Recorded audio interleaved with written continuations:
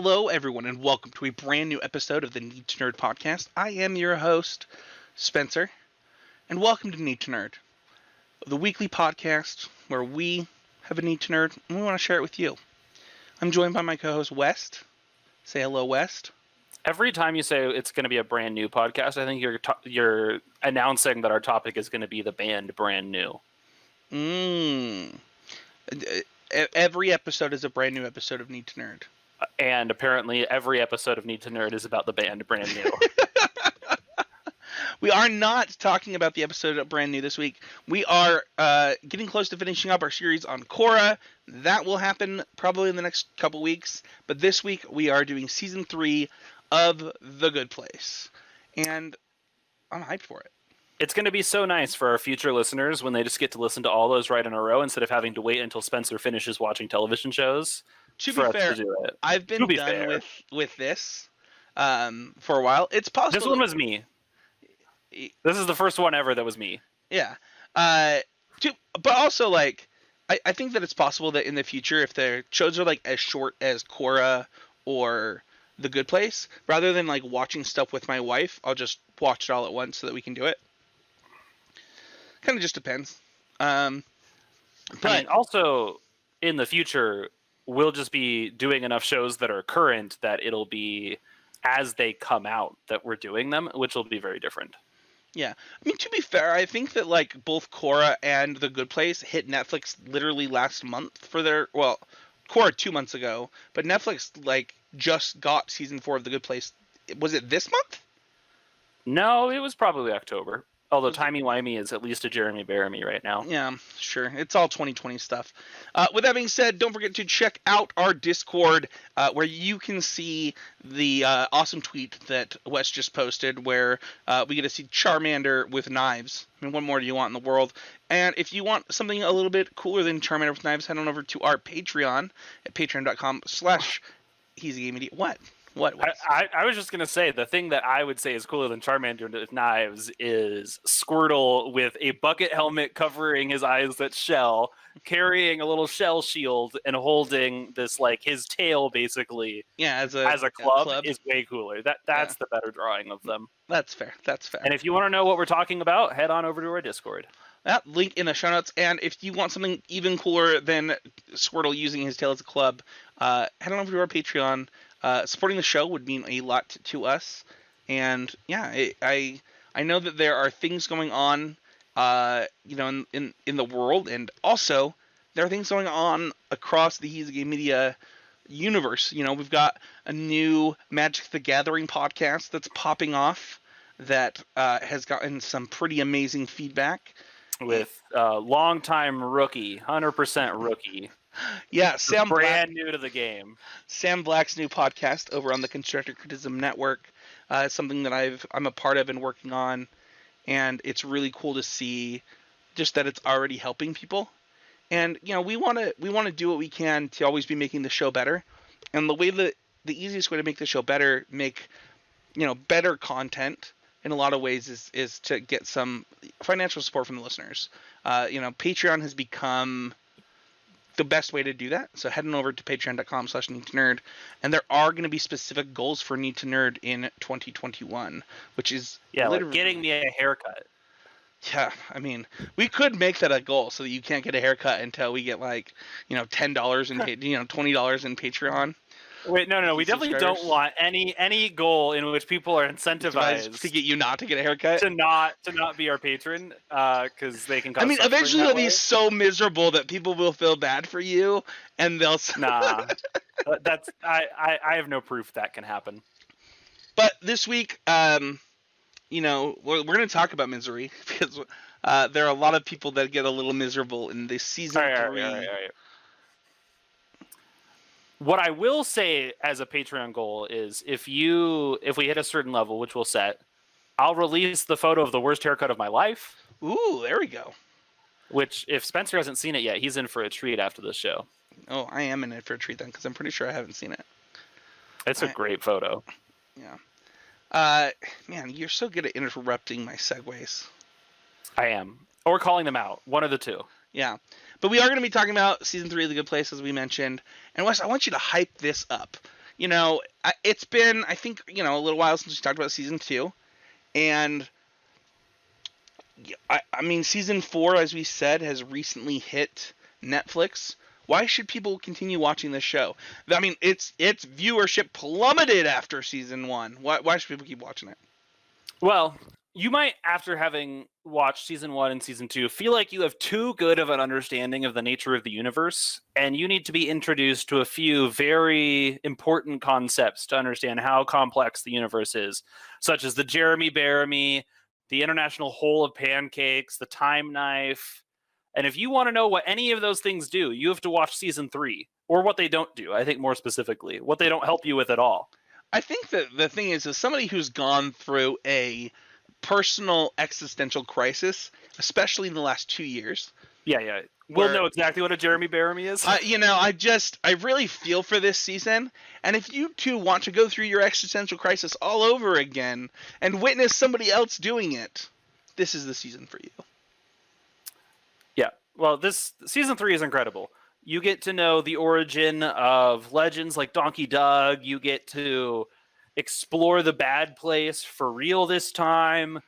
Really, just so many incredible things happen that you're going to feel like you're missing out on. And who doesn't want to watch yet another time where characters you know and love, who grew and changed and developed over the last 2 seasons, get reset once again? And I'll go first on our first thoughts. And I'm going to go back to the first time that I watched this show, because this show is one that I actually did binge watch. I think I've mentioned that in the past. And I got so into it at the end of season 2 that even now when I watch the show, I just completely go on to the next episode. My first thoughts were complete interest. Like, I have never been more interested in a show than I probably am at the point at the end of season 2 to the beginning of season 3 of The Good Place. The characters have developed after many resets, and you really care about these people and you want them to succeed, and you believe in them. And I think that that's what they did a really good job in the first 2 seasons of doing. That season 3, you start to believe not so much in Michael, but you believe in these people.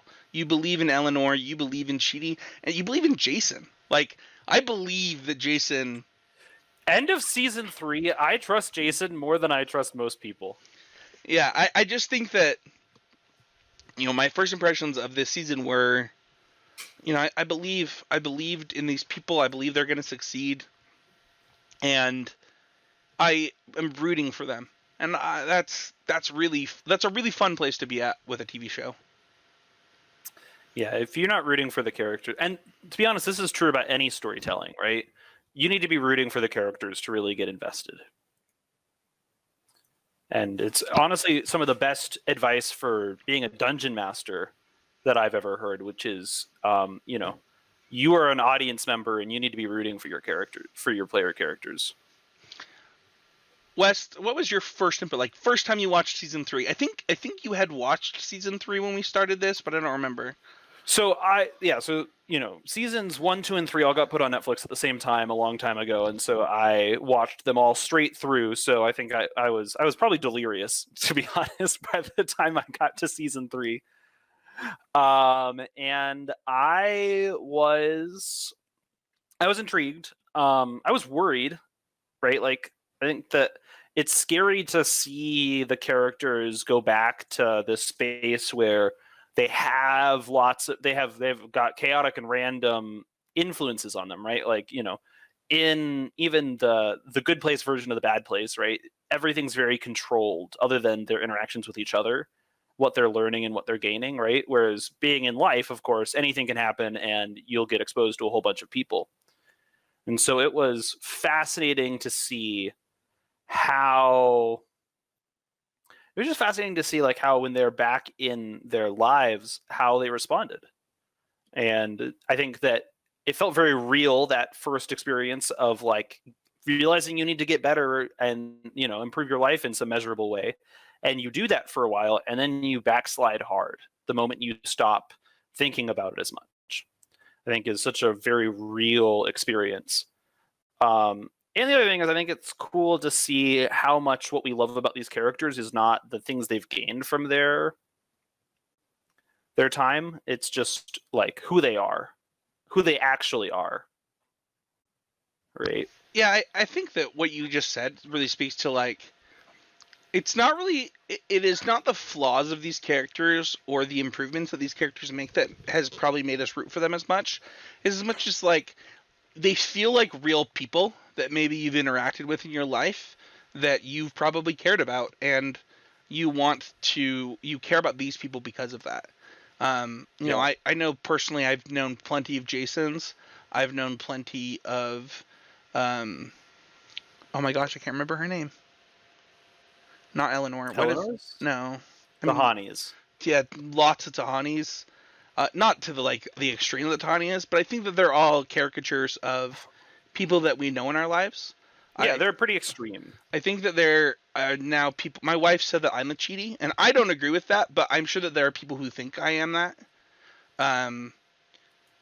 And you know, I think that there's a lot of love that I have for these characters, and season 3 is like the one where you really like, I don't know, fall in love with these guys. So let's get into spoilers though. We got pretty vague there, and I also think it's got the best Janets. It does have the best Janets. I want to get high level. We're into spoiler territory. If you haven't watched it yet, we're going to talk about things that actually happen in there. And I want to look back at how much we love this. You know, we both talked about it. Our overall impressions are both clearly, for me, Wes, this is my favorite season of The Good Place.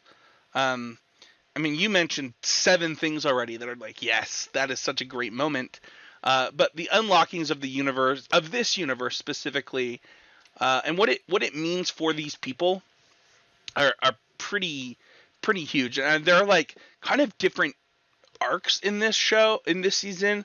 You know, these people being a part of the study, these people helping other people, then, you know, dealing with the aftermath of helping other people and it all falling apart. You know, there's these huge major events, and for me it was, you know, these people finding out, you know, Eleanor finding out that she's in love with Chidi, just so much. And just the overall impression of this is, I love these people. And like I said before, I want them to win. Like, I want them to fix what is wrong with this stupid system. And that's so real, right? The stakes change in this season in a way that they, like, in a super meaningful way, right? Like, because they're not just trying to, at this point, like, prove that their lives are worth saving. By the end of this, they're proving that all lives are worth saving, which I think is so cool. Yeah, there's a really impactful moment. I'm sure that it was going to be in one of, if not both of our favorite moments, but I think it gives a really good context into probably both of our overall impressions of this season specifically. And it's when the judge spends some time on Earth, and she comes back and she's like, dude, Earth is messed up. And Eleanor's like, yeah, and there's a chicken sandwich that if you eat it, it means you hate gay people, and for some reason it's delicious. And they're just like, it's so good. And it's like, it's you're laughing, but like, no, yeah, well, of course, because it's satire and therefore true. I don't know if I don't want to get political, but which is weird because we get political on this show all the time for some reason. But like, Chick-fil-A spicy chicken sandwiches are delicious. And, you know, when they came out against Black Lives Matter, my family decided to stop eating Chick-fil-A. It's funny because, like, we almost never eat Chick-fil-A just because of the other stuff. And it's like, how many times can you be wrong before we stop eating there? And then it's like, well, wait a second. Chick-fil-A has how many, like, which are we doing that's worse? Like, you know. Yeah. The fact that it is so hard to hurt the rich people who actually make bad decisions is nutty.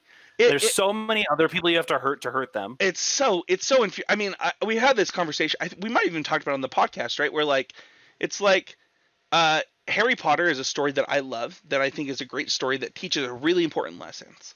And I cannot like J.K. Rowling for her stances on trans rights and things about the transgender community, and know that if we all boycott J.K. Rowling, it hurts way more people than it helps by like a lot. And takes the books that have single-handedly created the most readers in the last 20 years out of kids' hands. It is actually a bad idea. I mean, I joke all the time. I call her "Who Must Not Be Named" on this show, but hurting J.K. Rowling doesn't actually help the transgender community. Instead, speaking out and doing things for the transgender community helps. And it's the judge sees that, and I think it's a really important moment in this show. And the judge is totally that viewpoint of just gets to like casually observe whether things are good or bad without ever actually having to make the choices themselves, right? It's like when it's like senators and Congress people voting on issues that affect real people. I was actually going to say it's Michael putting Chidi in the real trolley situation. Yeah, right, which is we spend so much time in philosophy talking about these situations in life we never actually experience that are like because we wanted to reduce things down to their essence.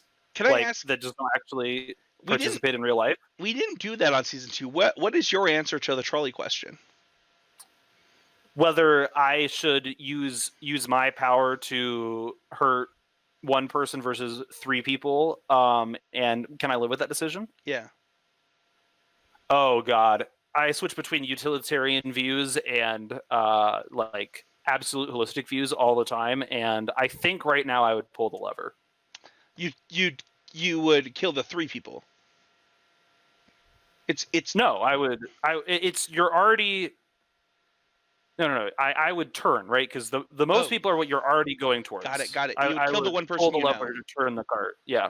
Yeah, I have come to the decision that other than Maxwell and Debonair, I would pull the lever.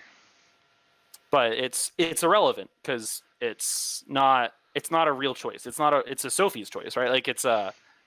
I'm just saying, Wes. If you were on the track, I'd pull the lever, and I would expect you to be okay with it. Easily the most comfortable place to be in the trolley situation is the one person that gets who killed? Is known. But yeah, exactly. I would choose to have everyone else survive. That right? Like I would too. It's so funny because like I'd tell Debonair the same thing. No, pull the lever, kill me. But like I wouldn't pull it. No, and this is right, and we're getting super high level, but also super in the weeds on this because I think that it says a lot to the judge. It says a lot about the judge, right? We're like, she's the all-knowing judge, but like, how are you all-knowing? But also, her best way of understanding of that point of 21st century reality was television, right? Right. And we all know how inaccurate television is for helping us understand our reality, except for maybe one television show. This one we're talking about it. Yeah. It's funny because like I think it's season 1 where no, I think maybe it's season 2 where he's talking with Eleanor about Friends. So, those guys were all really speaking of friends. A television show that does not model reality very well. Well, I mean, even in the show, they make fun of the how did they afford that apartment on a chef and so we were all confused by that one. And that moment, and I think the overall impression of this episode, right, from I forget, you'll probably find it faster while I'm talking about the perfect scored human's name, but like just seeing his life and what it means to get a perfect score versus the impact of, I mean, that we'll use the example that Michael uses, just simply buying Doug Forsythe, just buying a tomato. Like, buying a tomato is minus points on the scale. And, I think that this season says that the idea of philosophy is not as simple as any of the 3 systems that Chidi puts out in his lecture, to where he says nihilism is the best answer. But it's more than that. And this season does a really good job of telling that. Oh, I also now realize my actual favorite character from All of the Good Place, Jason Janet. What? Jason Janet is so sick, I so don't remember cool. this. This is when they all get turned into Janets in I do. Janet's. I do remember this. Let's actually move on. Do you have anything you want to add for overall impressions? Just that the Good Place makes us all and its strength is that it makes us all like consider our lives and what matters to us, and it doesn't give, and it does this beautiful thing where it doesn't actually tell us what the right choice is. It just shows us how many ways there are towards the right choices, and how hard it is to see those wrong choices, right? Like, I think it's just it makes us want to be better, and that as a result makes us better without telling us how to be better, which I love. Let's talk about favorite characters.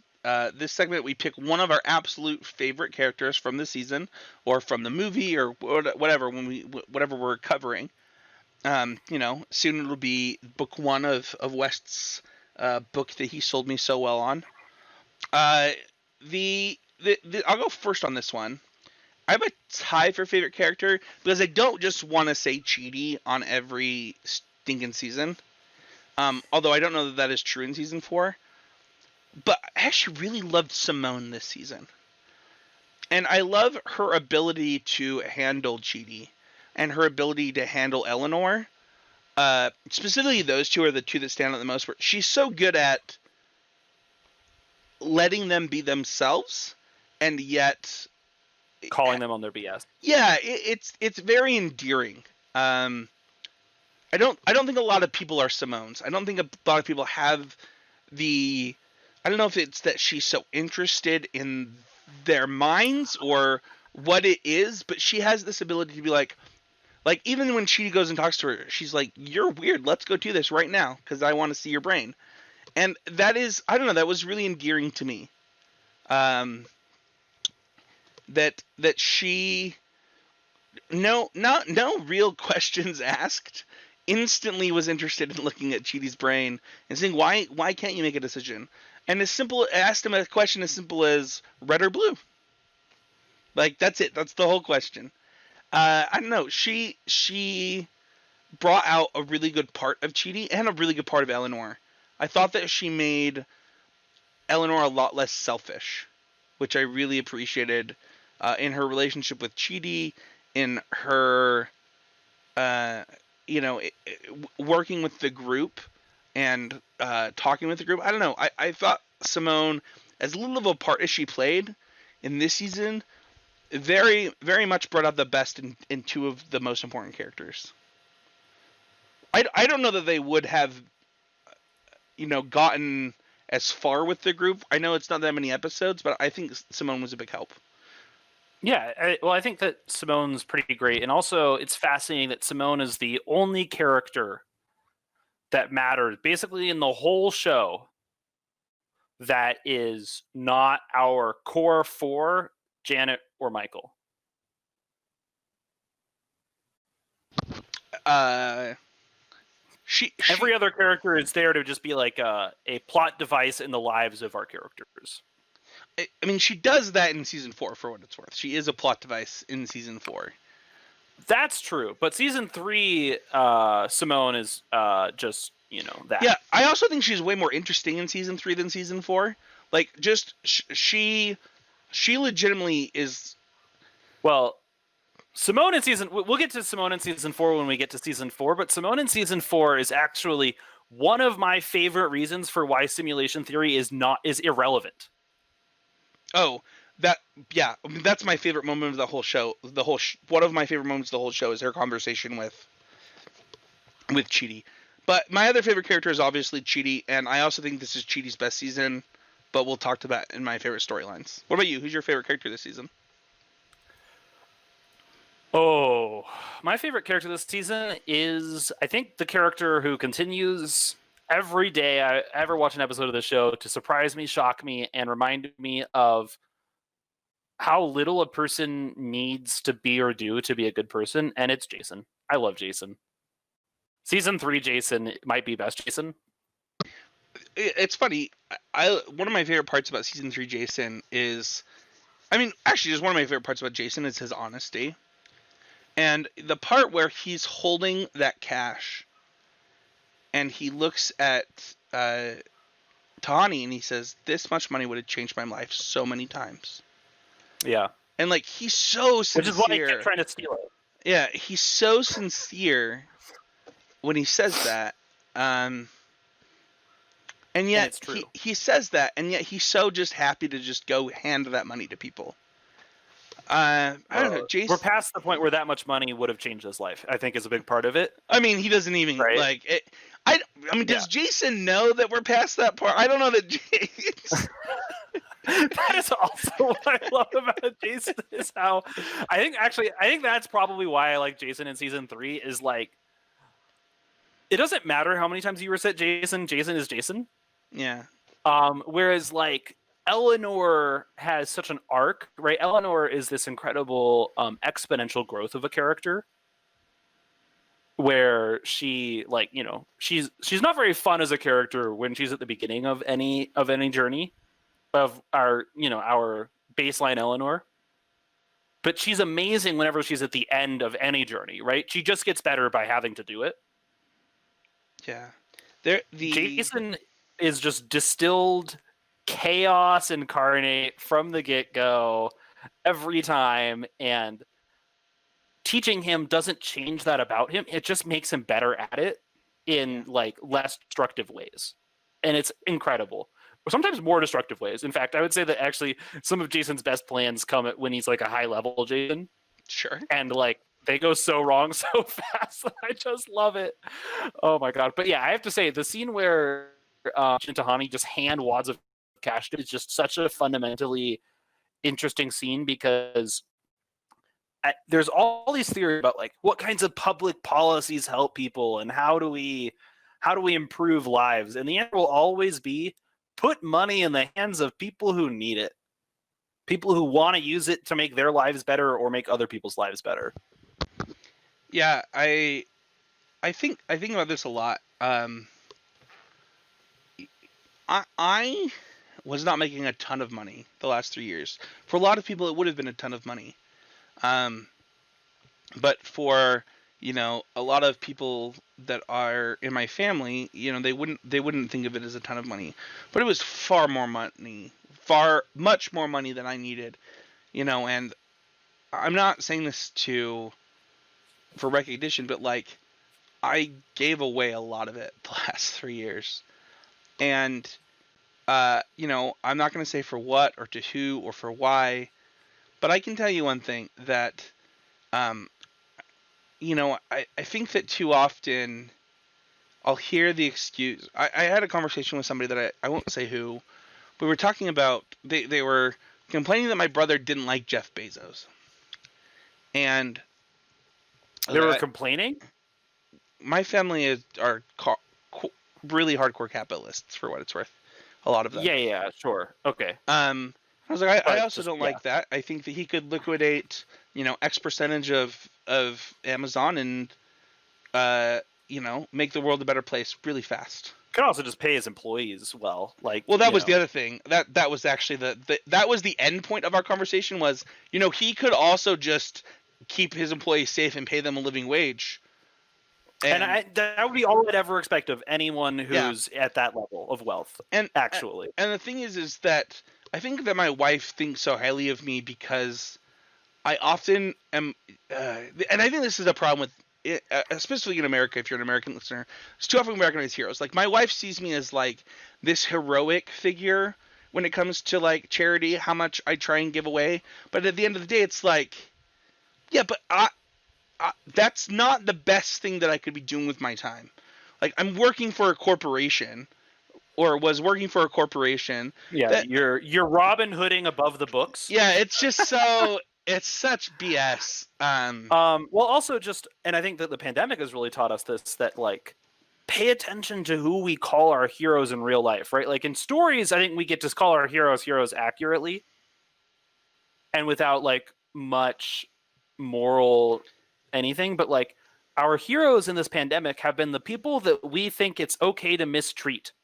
and we can't change it. I have never thought that way, for what it's worth, and I hope you. No, but like our society's rhetoric about it, right? Like, oh, teachers are heroes. Oh, healthcare workers are heroes, right? Like people who were putting in bad situations day in, day out and stay there. Yeah. Like, yeah, that's a hero, but also like, if you're recognizing that people just who are doing their job are heroes, change their jobs, please. Well, it's so interesting too. I want to say two things on this, because I do actually think that this season of The Good Place and the scene that we're talking about where they're handing out money highlights this so well. Because one, I tell my wife she's my hero almost every day. I could never teach kindergarten. I think it's an impossible job, especially in the situation that they give our kindergarten teachers. I cannot believe she does it, loves it. It baffles me. It blows my freaking mind. And then kindergarten teachers are second to first grade teachers in my mind, but it's literally just about how much literacy. Well, you're just expected to have much more literate kids at the end of first grade than kindergarten, and both are impossible. Yeah, I agree. But the other day, my wife is pregnant, for those who don't know. She's super duper sick, and the only thing she's kept down are ramen noodles. What else? She's kept like 3 things down. But one of the things she seems to be able to keep down is sherbet. So I went to Cold Stone to get her a sherbet. I got me something and Maxwell something. And at the end of the transaction, I was like, "How much? What's the highest tip you've gotten today?" And they were like $2, and I was like, it was like Excuse me? 3 days before Christmas, and I was like, the highest tip you've gotten is $2. And so I gave them a big fat tip, and I just was like, I was so upset. Yeah. Are we going to take a moment of our show to explain tipping etiquette of the United States? Because I'm down. No, I don't want to get too far into it. All right. Since we're in the holidays, here's the one I feel obligated to do. Sure. If you are using a gift card to pay for any amount of anything at a place that has food, you have to tip the whole bill, not the reduced amount after the gift card. People don't do that, do they? I don't want to know. Don't tell me the answer to that. I'm better. I'd rather be ignorant. Then at the very least, pay attention to this, because sometimes you won't notice that that's happening, and you'll do it anyways. Part 3 of this, right? We've got this. These people building my wife up as a hero, not realizing the amount of insane stress that is put on my family personally. 2, we've got these people that don't have a choice but to work at Cold Stone during a pandemic, and you're not actually making it blows my mind. And then you've got Tani, who is literally handing out thousands of dollars, and it does not impact her. She goes to the bank in the next scene and tries to withdraw $140 million. And it is worth noting that Tahani's life has been hard. By her ability to interpret life. I've said this. And this is very important, which is that your class, your status in life, does not make your life like being rich does not make everything easy. Yeah, the kind of but it does make it much easier logistically. So I think about this a lot, and how the last 4 years of my life, or honestly the last 6 years of my life, differ from all of my adult life before that. And how something as simple as $40,000 a year more changed my life dramatically. It wasn't as though I didn't have depression, I didn't have anxiety, I didn't have stress anymore. I'm probably more anxious now than I've ever been, more stressed now than I've ever been, and honestly, in a lot of ways, more depressed than I've ever been. But you know what? And more challenged in other health ways. Boy, can I tell you that. And well, I'm sorry. But so there are different things that I'm not stressed about. Like, I'm not stressed about paying my rent. I'm laid off. I'm not really stressed about paying my rent next month. Like, that is cool for me. And I'm really lucky to be that way. But there are other stresses in my life that, I don't know that I had before that. And to quote a rapper, more money, more problems. I don't think that's true. I think that I agree. Tahani has different problems because all of a sudden different things are expected of her. And also impossible things are expected of her. Unreasonable things are expected of her. And Tahani's problems versus Jason's problems, or Eleanor's problems, by the way, really encapsulate the problem with the system. Right? Like, Jason's like, man, if you gave me $5,000, I could become a real person. He had everything else. He had his friends. He had his he was happy. He just needed money so he could run dance competitions or whatever. Yeah, I mean, maybe he could have gotten some help mentally. Like, who knows what could have happened for Jason if he had $5,000? And I don't know. I agree with that. I think that Jason is just such a kind character. Kind at heart. Yeah, he's so kind. He's so caring, and I think Jason's a really hard character to talk about in a world where I, both want to acknowledge how hard every moment of his day is just because of his various challenges. Ignorance is bliss. But also, his mental challenges as they're written are not an accurate depiction of those that real people face either, right? I think is a big part of talking about it that makes it challenging to talk about. But at the same time, right, they did nail that part, which is your capacity to change people's life is all about choosing to do so and not much about your other limitations. I think that Jason has really big impacts on Tahani. We know he has a big impact on Michael. We know Jason has impact. Yeah, I think that the only character that Jason can't change by a lot is Eleanor, because I'm pretty sure Eleanor's seen it already. Yeah. But let's talk about our favorite storyline. My favorite storyline in this is Chidi, and his whole arc, because we see season 3 Chidi just goes through the gambit. Right? We start with Chidi's near-death experience, into Chidi immediately saying yes to somebody, into Chidi wondering if he should ever buy another blueberry muffin, into questioning whether he should be friends with his study subjects. Chidi goes through it all. Chidi seeing Jeremy Baramie, Chidi seeing the time knife. Chidi just does it all in this season. And honestly, I don't know that they could have picked a better character to go through it all.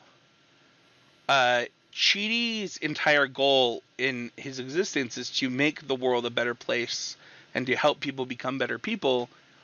And the problem for Chidi is that he is incapable of deciding what the best option is. And as somebody who suffers from really excruciating anxiety, I have begun to relate to Chidi as the more I watch the show in a different way, that the anxiety that he feels makes a lot of sense, right? If you're trying to be the actual best, and you need every one of your... You need to scrutinize every choice.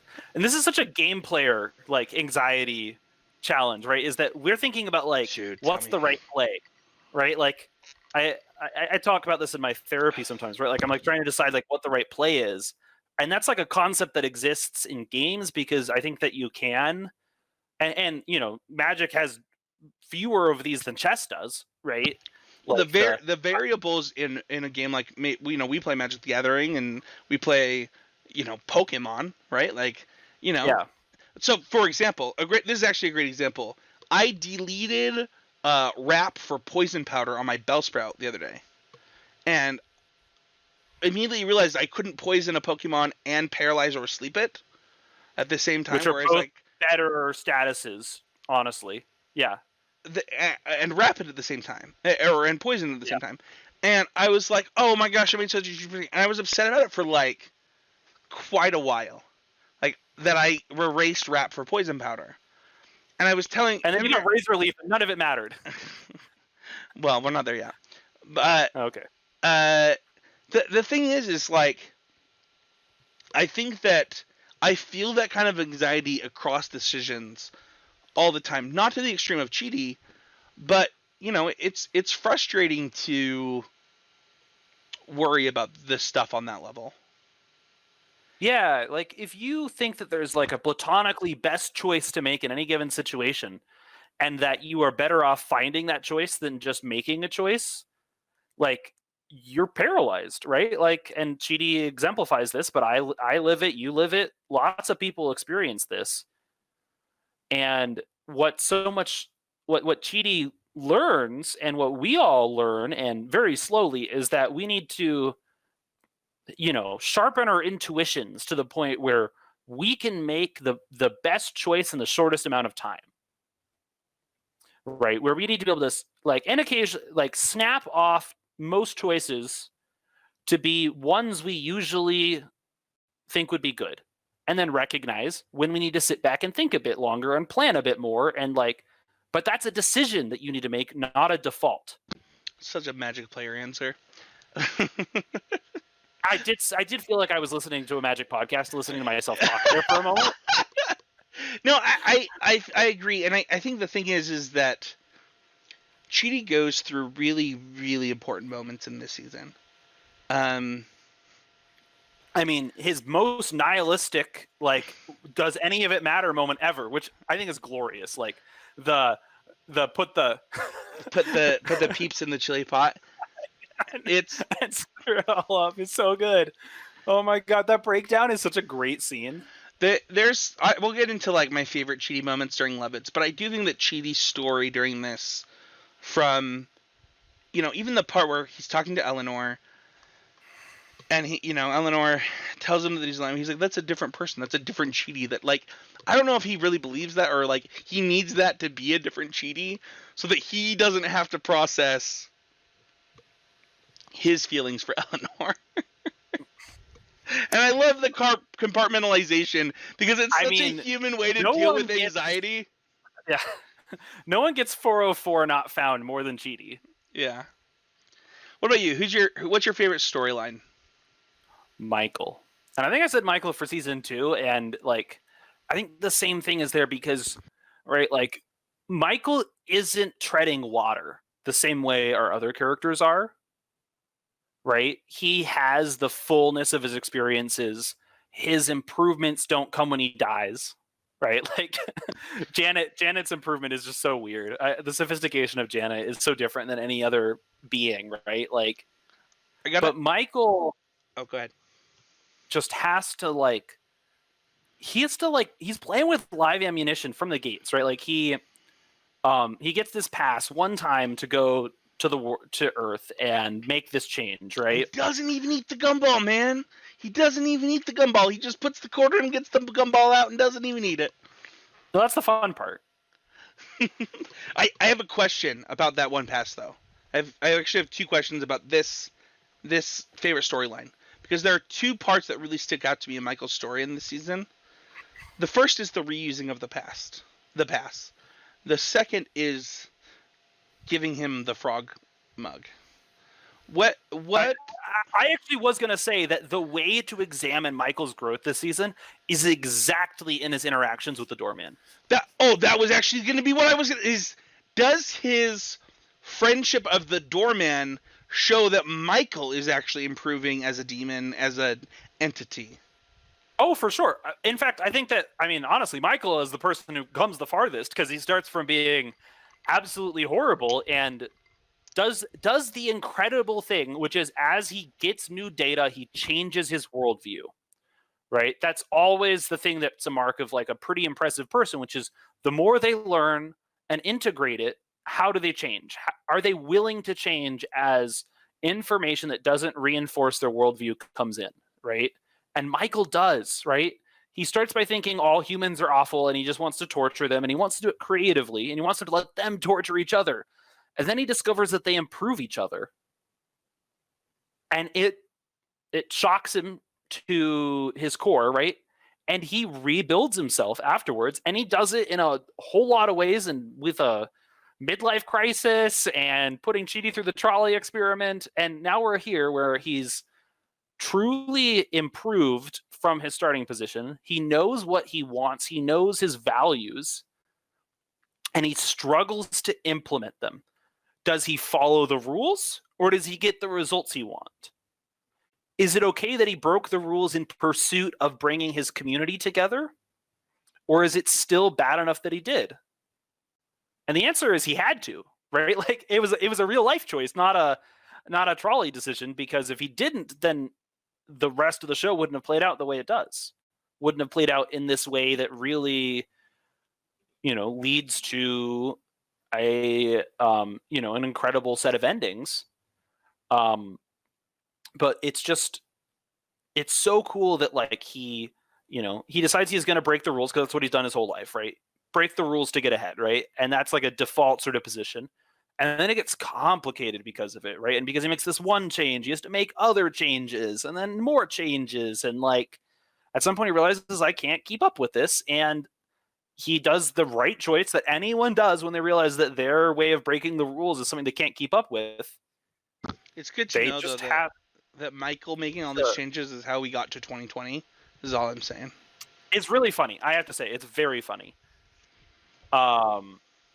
Yeah, I agree that like it was a good joke for like 2019 to be like, this is how we got here. Yeah. Little did we know. Little did we know, indeed.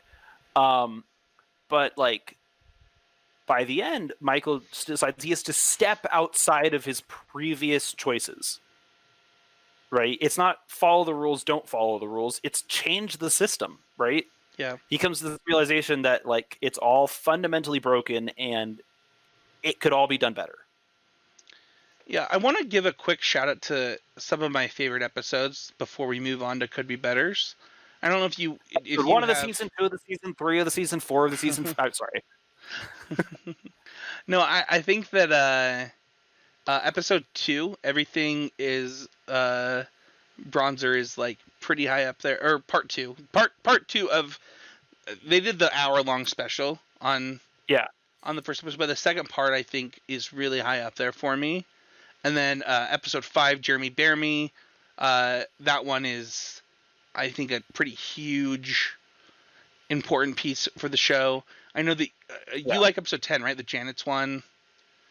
Yeah, I think the Janet's one's very funny because it asks this question of when everyone's the same, how are they different? Yeah, I agree. I think season also that one has the great moment where Eleanor pretends to be Jason pretending to be. Anyway. Yeah. Like the jokes are. Have you ever seen the joke of like what is a Waluigi? I have not. Look, can I? Yeah. So tell the joke, and then I'll say what was my thought. Oh, basically that Waluigi is a reflection of a reflection, right? Luigi is a reflection of Mario. Wario is a reflection of Mario. Waluigi is the reflection of both of those reflections. Yes.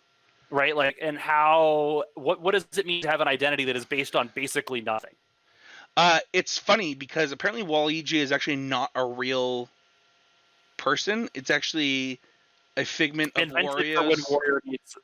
Oh, I see. Yeah. Of Wario's imagination needing a Luigi, and I did not know that. So. Yeah, I mean, it's just That's Waluigi our nerd fact of the day, guys. Let's go. Yeah. Better when they're organic. Exactly.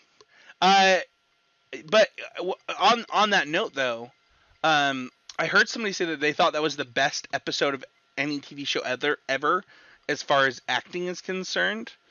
Because it's all one character, all one actor. Yeah, they talked about how like this is something that's done in cartoons sometimes that nobody's ever really done a great job of in live action, and I thought that episode. First of all, her acting is amazing. Yeah. Like, she is... go ahead. She has to, as an act, like, she just has to have the most on-screen hours of anyone in the entire Good Place, right? Because of, you have to counter 4 times, 5 times, 30 times in some scenes. Well, yes, that absolutely is. Like, and also, the number of times that Janet is just a different person. Even the original Janet is just so many different characters. Yeah. I'm so impressed with her. Yeah, I think that this season has probably the most episodes that I love, where I'm just like, yes, I love this episode. Uh, you know, actually, I have two more storylines that I want to mention before we move on because I'm gonna be upset at myself. I'm also not gonna cry. One, No. when Janet returns, or not Janet, when Eleanor returns the wallet, and the dad is like, "You're a good person. I hope my daughter turns out like you." And Eleanor starts crying, and then when he said something, she tells him to shut up. Is like Yeah. the most me thing ever. Like that's the most Eleanor thing about me.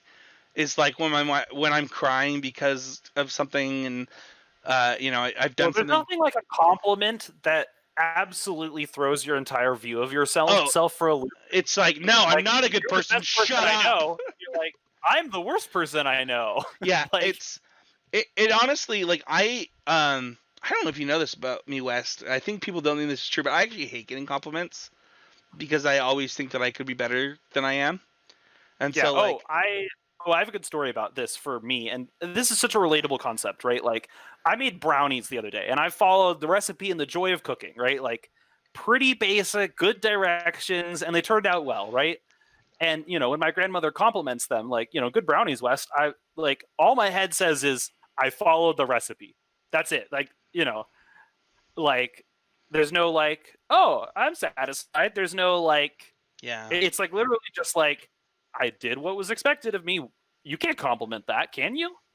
I Like, think oh man, you just hit the nail on the head, right? Where Eleanor is feeling that exact same way. And also you see it in the next scene where Chidi is talking about that type of philosophy, right? This, you have to follow a certain set of rules in order to be a good person. Eleanor is simply following those set of rules. So when he says you are a good person, she's like, "No, I'm not. I'm a terrible person and I just did what's expected of me." Like, which I wouldn't have done every other time my whole life. it is so relatable, and it's definitely one of my favorite moments. And then the other one is her mom improving Outside of the influence, of I anyone. agree. I agree. I think it's a totally good point, right? Which is that, and every other attempt to improve people, largely failed catastrophically in this, right? Like, because it turns out that me pushing you from the outside to improve something doesn't change. Like, it'll probably just make you feel bad, right? Like, I agree. I think that her mom improving was like a pretty huge moment, especially when you like talk to the stepdad, and the stepdad gives his perspective on things that are going on, and like understanding that the mom is flawed, but he still loves her and appreciates her, and yeah, it's I don't know, it's a really beautiful moment.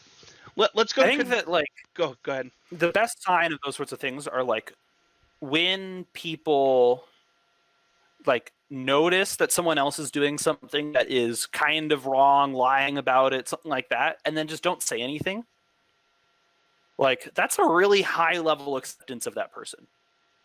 Yeah, I let it Not fester. like I'm a bad person in that respect. I often get really you mad at let people. yourself get totally. If you let yourself get mad about that choice without saying anything, that's a different thing. But where you just That's me. accept it and move on and not make a big deal out of it because it'll either solve itself or you've already planned for how to account for it. Oh, you've already forgiven them, right? Like it just didn't matter to you Yeah, because. like that's so powerful. Yeah, I agree. I need to get better at that. That episode taught me a lot about that. I So. do it all the times with kids and none of the time with anybody else, including myself. Because the amount I am willing to forgive a kid for existing is a lot because I don't think of them as supposed to having been finished beings, but of course adults aren't either. Yeah, it's so funny too because like, uh, I think that too often. I mean, for myself, like just for myself, I I have tried to get better at this year, where I give everyone the benefit of the doubt. Like it's like, you know what, life's hard, and it's hard to continue to do that, and then know when to draw the line of when it's like hurting you. Um, it's tough, and I think we see that in Eleanor. I think that Eleanor, shows us that, mostly in I think season. I don't remember the episode where she asks for her. Uh, um, where it's her birthday and she gets separated from her parents. Anyway, let's do Could Be Betters because I only have one this season. Um, before we record this episode, I watched the first 5 episodes again while I was playing some Sultai to prepare for Constructed Clash with Matt Kling. So I was playing some Magic the Gathering, watched The Good Place as we prepared for this episode, and there were way too many Florida jokes. Yeah, they cut hard into Florida, like in general, right? Like it was funny in the first season and a little bit in the second season, but it actually felt like there were like a lot more of the jokes this season. And here's the thing: we could also go to Florida, which doesn't help, right? Like out of context, like the occasional like Jason's the way he is because of Florida jokes are like at least not harming anyone other than Jason. But like when you're like there in Florida in front of Donkey Doug and you're ripping into Florida as like a show, it makes you feel bad if you're from Florida, or bad if you're just like, I know someone from Florida. The thing is like really this podcast has listeners from Florida, and I know them, and I know that they're great. I don't know. It's like I think that the thing is that people in Florida know that Florida has become the butt of a joke and that it sucks and that it needs to improve. But like we live in Utah. Like Utah is the butt of a ton of jokes, and we know that Utah needs to improve. And I think that that's true of every place. And like sitting there acting like it's funny because there's a Twitter interaction on Magic Twitter between 2 former Constructive Criticism listeners where they take headlines from Florida versus Utah stories, and they're like, which state is more ridiculous, right? And mix them up and make you it's just like, and I don't know. At some point, it's like, you know what? We get it. We get Florida sucks, but you know what else sucks? Montana, Oregon. Like, shut up. It was funny the first time, but we're at 15 times in 3 episodes. Like there was a joke when they're trying to withdraw the money, and it's like we're supposed to call security if anyone from Florida even walks into this bank. It's like that wasn't funny. And this is in Australia. Yeah, this isn't like it's just not funny. Yeah, I agree. And I don't know that lots of things where like this is the problem with stereotypes, right? Is that stereotypes usually exist because there's the tiny little hint of truth to them. Florida headlines are ridiculous. Do not get me wrong. Like the number Florida man is a legend, right? Like there's no doubt there. It's obviously funny, but at some point it's like, it's like, okay, we get it. He's from Florida. Also, these are usually wrapped up in who gets to make the joke, right? Like, if you're a person from Florida, make fun of Florida as much as you want, because guess what? You're probably going to have a really good sense of when that's about to get sour. Listen, I don't want to go to Florida either. It's a swamp. There's a lot of mosquitoes. It's humid. I don't like humidity. I'll make fun of the humidity in Florida all I want because I don't want to go there. But, like, I'm not just getting – I don't know.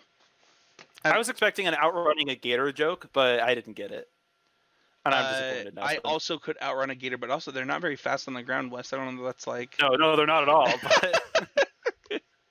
What about you? Is there any... That's the only one for me this season. It was just too many of those jokes. I hadn't thought about that consciously. Like, I kind of knew that for the whole show, but it's true that this season is when that gets bad. I think that for me, it's the lack of cohesive setting is just kind of challenging all season long. Like we go from Earth, and Earth is not a setting, right? Like we know that's a problem, right? Like we go to a lot of places in Earth in this season. Well, we go from Australia for the Arizona, Florida. Yeah. I agree with that. I think that there is a lot of place, the neutral place, like the judge's place, the like 2 episodes, or we end in the mailroom of the good place, right? Yeah. Do we end we end actually? No, I don't think we end there. We end actually with the arbitration. But like, there's just so much. Like we're like the first 4-5 episodes, right? We have a relatively we're in Australia almost the whole time, right? We're in Australia and Arizona, and is that it? Yeah, but at the very least, we're familiar with the settings because of the characters, right? Yeah. And then it just gets wild from there. Yeah, I think that I know this could be better for me because I don't know that it made the season worse, but I can see why it maybe made it worse for you. I think that Sean and his cronies introduced too much too often, and it makes just because there's so much there to be introduced and talk about, and I think that there's also this expectation where like, the hell, which is the bad place, which has been operating for the last thousands of years, as opposed to the good place, which has been shut down basically. Of course, there's going to be a lot of like culture and ideas and stuff going on, right? And all of it's going to be bad and kind of funny. Yeah. It does kind of get belabored after a point. And there's something I forgot to mention with my favorite part about the Michael argument, or the Michael storyline, which is that he met his hero, and it turned out his hero was human. I think is such an interesting thing because for Michael, his hero is Doug Forsett, right? The perfect human. Right, and it turns out that being the perfect human sucks and is boring, and Michael didn't want that in the end. So that was going to be one of my love-its, for what it's worth. Sure. Let's actually move on to love-its, if you're okay with that, and we'll start with that point. Happily. Because I think the part that really got me was when he just gives the bully kid whatever he wants. Yeah. Where it's like, if that's what makes you a good person, then I don't know that I want to be a good person. Like, that kid needs to be taught a lesson. And I should be able to tell him, like, hey, man, you can't pick on me. Like, just because I'm a nice person. Taught a lesson is actually not the thing I think that kid needs, because teaching a lesson is almost always about the person teaching the lesson, not the person receiving the lesson, as it is colloquially. I think that I don't even mean teaching a lesson, though. Given love, structure, support, and help, right? Like, yeah, I almost would rather that Doug just... like, hey man, why do you want my shoes? Like, when he asks for the shoes, don't give him your shoes. Ask him why he wants your shoes. Yeah. Like, anything other than... yeah, do it. I think that was the moment I was like, all right, well... Also, Doug Forsett is the satire that, proves the point, which is that each of these things that earn you points are not contextualized because their points got assigned the first time somebody did it. Yeah. In that context, not in the whole context, right? And like, reinforcing a spoiled child's requests is not the same thing as giving something nice to someone who doesn't get things that are nice very often, right? Like, so it's very like, I think that the satire that is Doug Forsett is very much why the system's broken, right? Is that like, even if you do everything that has the least ecological impact, the least harm done, whatever, it doesn't matter unless it matters. Yeah, I agree. I think that Doug does a good job of teaching why the system is broken, and also Doug's collapse in knowing how wrong everything is. Like, he gets one negative point and he just completely collapses. And it says... Yeah, and that's such a point about, anxiety and meeting expectations as well, right? Yeah. How we can focus on that one failure instead of a lifetime of success. Yeah, I want to pop up some of my favorite lines, and then I want to talk about some of my favorite moments. And now I'm on antibiotics is one of my favorite lines. If you don't... Who says that? Chidi says this. Almost all my lines are from Chidi, for what it's worth. Oh, okay. But he's talking about how... it's right at the point where he's been fired and he's been ignoring Simone for a while, and he says, and she thought I had laryngitis and it went too far and now I'm on antibiotics. And like when he says, and now I'm on antibiotics, every time I hear that line, I just like, I'm cracking up. It's like cracking up, right? Because the emphasis is so wrongly placed. It's so funny. The second is when Chidi sees the Jeremy Baramie. He points at it's the eye. What is the little squiggly? It's the eye, I think. And he's like, and then they explain what the eye is, where it's like, and Tuesdays or something, and he just is like, and Jan's like, that's my birthday. Isn't it Jan who says it? Those are two separate lines in the same scene, but I love both those lines. He says, he looks at it and he like it's actually one of my favorite GIFs. I'll post it as the GIF for this episode when we post the episode. It's like, this broke me. Like, he like... Yeah. Oh yeah, the circle of the Jeremy term. Yeah, that's Tuesdays. Yeah, like, I was with you for everything else, but that one was too much. This one broke me. And then as they all leave, Janet's just standing there and points and goes, "That's my birthday." Like, that line is so great.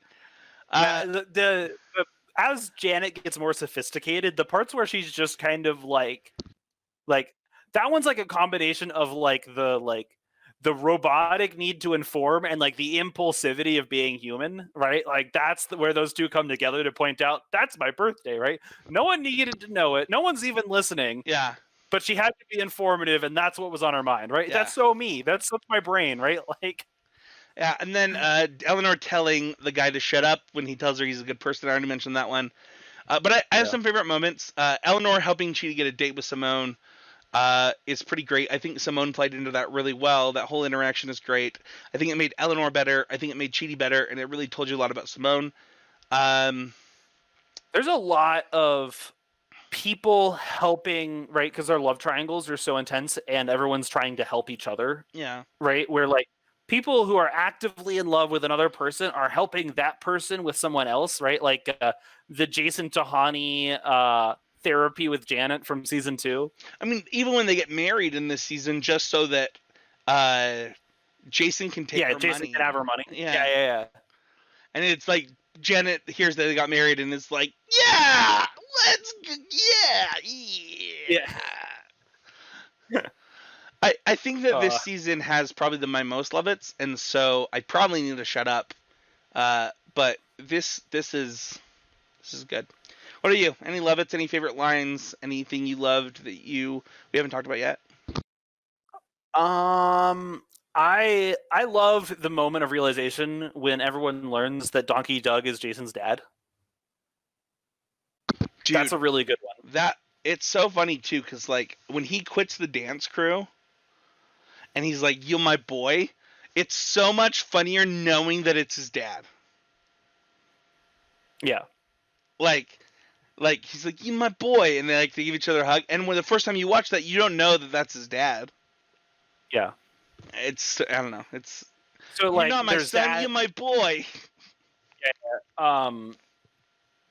While this is the first time it's not introduced is not this season, but like the way Jason dies is just so freaking funny, and like him getting let out of it is even better, right? Like, dude, I was playing a complicated turn on Magic Arena, and I actually missed him getting let out today, and I was really sad because I was like, oh, I love that scene. Yeah, it's a really good one. Like, I think that there's just lots of really good stuff. All of Chidi's interactions with his friend, I forget the friend's name, but just the two of them are such a dysfunctional pair of friends. Like, they're just so bad at socialness, right? Like, they're just talking past to each other all the time. And he definitely gets the raw end of the writing. The friend does. Oh, yeah. Because of all the misfortune that happens to him and how he's always made to look very simple and all of that sort of thing. But, like, their interactions are just really funny because... Oh, are you talking about the cowboy boots friend? Yeah. Oh, I thought you were talking about the other friend. Okay. No, that he gets the raw end of every deal. Oh yeah, and like it's weird because they just needed to show a way that like Chidi's indecision was like bad for people. Yeah. Because it's such a personal thing, right? Like, and so like he's this one guy that he's always. Well, and they the second that he's like, you can just decide to do something, it hurts that same guy. Yeah, exactly, right. Which is just that like, you know, when you lie about something, it also hurts when you come clean about it. That one is not new to most people. And it's part of why people don't come clean about their lies, right? Is that it often doubles the pain.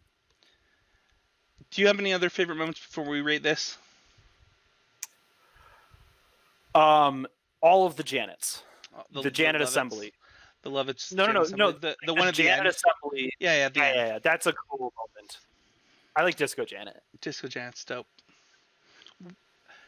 I'm gonna go first, and I'm not gonna even like pretend to jump around. I would give the season a 5.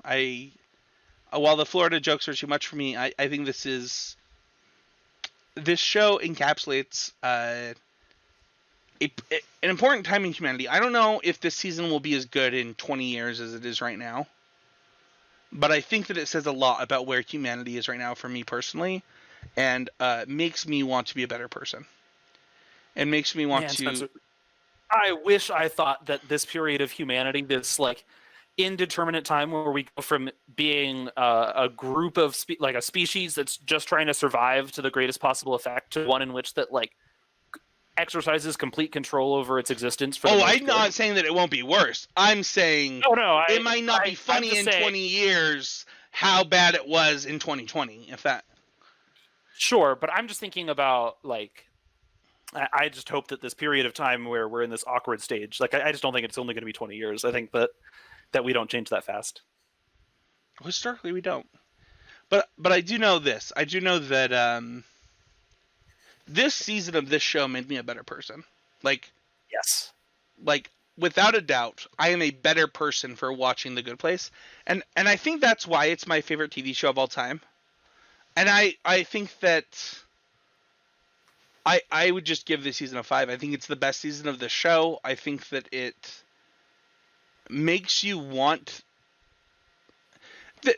just the moment where they decide to go help other people, knowing they're going to hell, and that nothing they do matters. You've gotten to the point. My grandmother died a couple weeks ago, and she's on her deathbed, and I walk out of the room. I'm crying, after being with her for an hour or so, and my sister, who knows, that I don't believe in God, says, "Do you believe in heaven or hell?" And I said, "No."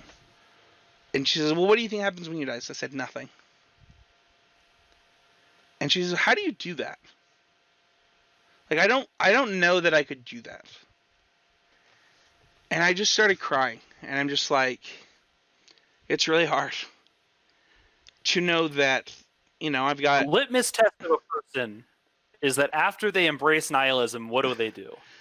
Is knowing that, or not knowing, I mean, I don't know, but I think I know that nothing happens after this, and if I'm wrong, then I'm wrong, and I'll try to be the best person that I can, but, I've got... It's the classic pessimism for the sake of either way you're winning. I don't know that it's like... Either you're right or like, oh, that's a surprise. Like... I just think that, when I said to her is, I know what it's... She just asked me, how do you know the difference between right and wrong? How do you know, like, what's the point in doing anything? And, I said to her, I know what it's like to be happy. I know what it's like to be sad. I know what it's like to hurt. I know what it's like to feel joy. And why don't I want that for other people? Like, why don't I want the good parts of that for other people? And it's funny because after that conversation, I called her and I said, I think you should watch The Good Place. And you might understand a little bit about how I feel about trying to be a good person. Because I think, honestly, even though it's episode 2, what we owe to each other, I think this season does the best job about talking about what we owe to each other. To the point where, in the bar, where, she says, I want a free margarita. It's my birthday. He says, if I did that, I'd give everybody one. He's like, don't give it to me. Just, And then they're talking about their rules for the universe. And he looks at her and he says, so you're just going to look out for yourself. You're not going to help anybody. And then she talks about the collapse that she believes that America has gone through. And he says, if everyone acted like you, what would the world be? What would a society look like? And as somebody who, I mean, for being honest, I don't believe in anything. Like, I just believe in being good because if everyone's good to each other, then the world's a better place. Yeah, you know what it's like to be helped by a friend. You know what it's like to be ignored by a friend, right? It's just that simple to me. And this season does the best job of telling that story, even though I'm going to be really frank on this podcast. In my parents' world, I'm going to hell. Like, I'm going to hell. And that's okay. Oh, man, the first time I grew up Jewish, and, like, the first time I had, like, a peer of mine just inform me flatly, blankly, like, not an ounce of emotion in it, right? Just, like, it's it's 2 + 2. You're going to hell. I was just like, not even like sad or like confused or depressed. I was just like, whoa, that's how people think? Well, not only that, but like, listen, I can be a better person tomorrow than I am today, and I'm gonna try. I'm gonna try. I'm going to try to do that. But I do think that the reason I'm giving this season a 5 is because it makes me want to do that. For no other reason than the person that I'll try and lift up tomorrow deserves it. That's it. That's the whole reason. Because they exist. They're here. Why can't their lives be a little bit better if I'm a part of it? Absolutely. Anyway, what's your rating? I mean, I'll match you, right? Like, I think that it would be disingenuous to give the season anything less than that, because it truly is fundamentally enjoyable, groundbreaking, breathtaking. It has, so many things, and this is the culmination of these characters this season. Yeah. Season 4 wraps up the show. It's a great ending. It's a great ending. Yeah, it's an incredible show, and there's a lot going on there, and there's still a lot left to do at the end of the season. But, like, these characters are the best they'll ever be during the season. Not the best they'll ever be before. They're the most interesting characters. Yeah. Like, they're learning the most, they're growing the most, they're making the most decisions that they wouldn't have made the episode before. It's really cool. It's so much fun. The jokes are really good, except for the amount of Florida jokes. There's at least a couple of good Florida jokes. I do think there are good Florida jokes, and I also think that, like you said, the jokes are good. Like, the Chipotle joke, or not Chipotle, the Chick-fil-A joke. Like, the first time I heard that, I cracked up really hard. The second time I heard it, I was like, true. Yeah. This is painful. But also just like, we talked about it, right? This broke me. Now I'm on antibiotics. That's my birthday. Like this season. There are some very good gifts that came out of this season. That's for sure. Yeah, I mean, Michael Michael talking about how he's an FBI agent, and this season is very funny. It has. I would say this season has. I think I said this during our pre-recording. This is the best season of The Good Place, where all the best episodes are in season 4, but I don't know that they would have been the best episodes if season 3 wasn't so good. Do you know, like, I'm also like an ending person. Like, Return of the Jedi, my favorite Star Wars movie. Just unequivocally my favorite Star Wars movie. So obviously my favorite episodes are in season 4 of The Good Place, but this is the Empire Strikes Back of The Good Place, and it does a really good job. Season 2 is just like not a part of this narrative. It's so funny because like season 2 is just a repeat of season 1. Blowing up the Death Star is absolutely discovering they're in the bad place, right? In an analog, right? No, absolutely, and like season 2 is also just a repeat of season 1 30 times, right? Like more or less, yeah. I don't really know what season 2 of The Good Place is. I don't remember what we rated it, but it's the worst season, and that's okay. I think that Janet is really great in that season, and I think Janet might have been on both of our favorite characters in that season, and there were some great moments, but season 3 is. I mean, Janet causes most of the things that happen in season 2. Yeah. So, all right. I think. Is this the first double 5 we've given? Maybe. We might have given double 5s to season 1 for what it's worth. We could also have a spreadsheet. There might have been like a season of Avatar, The Last Airbender, that we agreed on for double 5s. Oh, we did give double 5s in season. We might have done that twice. It was book 3, right? Yeah. Or book 2. I mean, book 2. Either way, I love this season. Wes loves this season. We hope you enjoy this episode. A little longer than I expected. I expected this to be a short episode, but when you're talking about philosophy, who knows what's going to happen. I hope that everybody tries tomorrow to lift the person up next to them. If there's one thing that season 3 of The Good Place taught us, it's that it's what we owe to each other. You're also allowed to do that to you. Hey man, I try. Like if you're the person who really needs it, be there for you. Also, if you are going to be kind to yourself for the sake of being kind to yourself, be kind to yourself for the sake of the people who love you. Because they'll be happier about it. You can find me at Spencer13H. You can find West at East. What? I'm honestly astonished you're still trying to do it yourself. Well, I have it on the screen now. It's East Monotone with 2 N's and an E. And an underscore. All right, East_monotone. You know what? You can like the podcast, subscribe wherever you're watching. It looks like our listener number went back up last couple of weeks. It's pretty great to see that.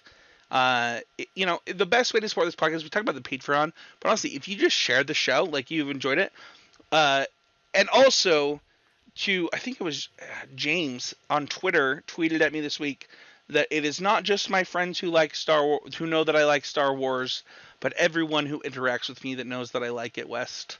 Would you agree with that? Am I that obvious about it? You're pretty darn obvious about it. It's easier in Need to Nerd where you mention it 3 times an episode, but I have only mentioned it once this. Oh, no, wait, hold on. I mentioned. Wait a second. I just mentioned Return of the Jedi. All right. You can review the show if you're watching. You get a chance to review the show. It actually helps the show a lot. And as somebody who is a part of a podcast that got 14 reviews on its first episode, if you're listening to the show anywhere and you get the chance to review it, would mean the world to us. I just want to. This is also just a secret to podcasts, by the way, Yeah. which is that if you love a podcast, reviews are the thing that matters most to it, basically always. Yep, absolutely. It will help us immensely. But everyone who's listening right now, just know that you made 2020 better for me. This is our last episode of the year. And who knows what will happen when that clock strikes midnight and the ball drops in New York. Maybe it'll be over and the simulation ends. Oh, I don't know if I can watch, I really hope there's no, Times Square crowds for this New Year's. The simulation I don't know ends. if I can stand and watch Roller Coaster Tycoon is over. Thank you, everybody, for listening.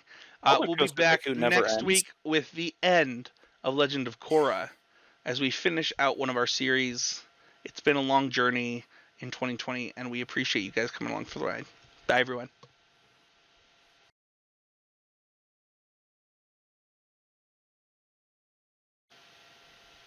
Just making Spencer wait. Yeah, well, I thought you were going to say something, but is that it? Is that the whole thing you're doing? All right, goodbye.